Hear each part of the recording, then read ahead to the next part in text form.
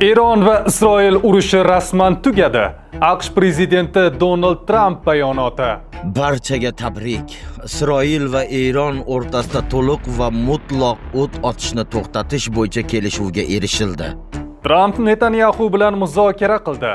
Isroil ham o't ochishni to'xtatadi, agar Eron zarbalarni to'xtatsa. Oq uy mansabdorlarining bildirishicha, prezident Trump Isroil bosh vaziri Benyamin Netanyahu va Eron rasmiylari bilan suhbatdan so'ng o't ochishni to'xtatish bo'yicha kelishuvni e'lon qilgan. Eron AQShning o't ochishni to'xtatish taklifiga rozi bo'ldimi? Video davomida batafsil. Albatta like bosib, fikrlaringizni izohlarda qoldirishni unutmang. Unda biz to'liq tafsilotlarni e'tiboringizga havola qilamiz. Tezda mobil ilovasi orqali Rossiyadan turib O'zbekistonning istalgan Uzcard va Humo kartalariga yaxshi kurslarda pul o'tkazmalarini amalga oshirish mumkin. Undan tashqari, ilovamizda yaqinlaringizni telefon raqami orqali ham pul o'tkazmalarini yuborishingiz va ularni xursand qilishingiz mumkin. Tezda aynan siz uchun yaratilgan dastur. Kutilmagan burilish. Kecha tunda Yaqin Sharqdagi vaziyat keskin tus oldi.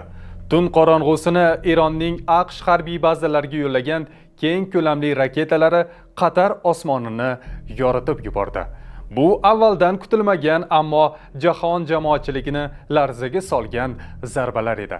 Ko'pchilik ushbu hujum yangi yirik urushning boshlanishi deb taxmin qilarkan, kutilmaganda AQSh prezidenti Donald Trump muzokara stolida katta kelishuvga erishilganini va urush rasman yakunlanganini e'lon qildi.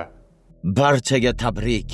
Isroil va Eron o'rtasida to'liq va mutlaq o't ochishni to'xtatish bo'yicha kelishuvga erishildi.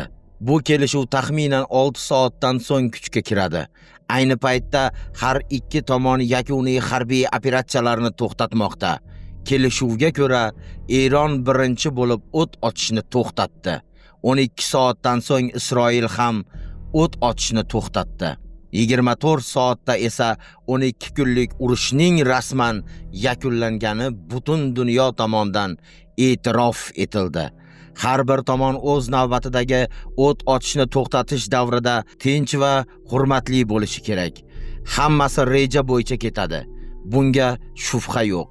Men Isroil va Eronga bu urushni yakunlash uchun namoyon qilgan sabr, toqat, jasorat va aql idrok uchun tabrik aytaman. Bu urush yillar davom etishi va butun Yaqin Sharqni vayron qilishi mumkin edi, lekin bu sodir bo'lmadi va hech qachon bo'lmaydi. Oq uy mansabdorlarining bildirishicha, prezident Trump Isroil bosh vaziri Benyamin Netanyahu va Eron rasmiylari bilan suhbatdan so'ng o't ochishni to'xtatish bo'yicha kelishuvni e'lon qilgan. Muzokaralarga Qatar vositachilik qilgan.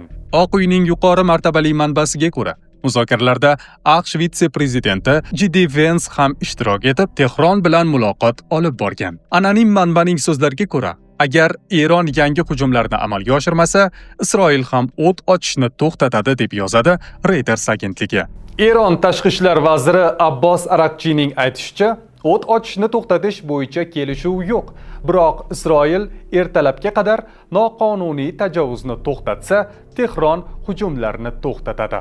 Hozircha hech qanday o't ochishni to'xtatish yoki harbiy harakatlarni to'xtatish bo'yicha rasmiy kelishuv mavjud emas. Biroq agar Isroil rejimni Tehron vaqti bilan soat 04:00 dan kechiktirmay o'z tajovuzlarini to'xtatsa, biz ham keyinchalik javob harakatlarini davom ettirish niyatida emasmiz. Bizning harbiy harakatlarni to'xtatish bo'yicha yakuniy qaror keyinroq qabul qilinadi. Trump bayonotidan 3 soat o'tib, Isroil yana Eronga hujum boshlagan. Bu esa barcha tomonlar kelishuvga rozi bo'lganmi degan savollarni keltirib chiqarmoqda. Shu paytgacha na Isroil bu kelishuvni rasmiy tasdiqlamagan. Trump bayonotida Eron Isroilga qarata hujumlarni to'xtatishi, Isroil esa biroz kechroq harbiy harakatlarni tugatishini bildirgan edi. Trumpning kelishuv bo'yicha bayonotidan so'ng Eron ham Isroilga hujum boshladi. Isroil harbiylari tongda Erondan 6 ta raketa to'lqini uchirilganini aytdi. Isroil tez yordam xizmati 3 kishi halok bo'lganini ma'lum qildi. Xo'sh, sizningcha Trumpning bu bayonoti Isroil-Eron urushiga nuqta qo'yadimi? Fikrlaringizni izohlarda qoldiring. AQSh prezidenti Donald Tramp Isroil va Eron to'liq va mutlaq o't ochishni to'xtatishga rozi bo'lgani haqida yozmoqda.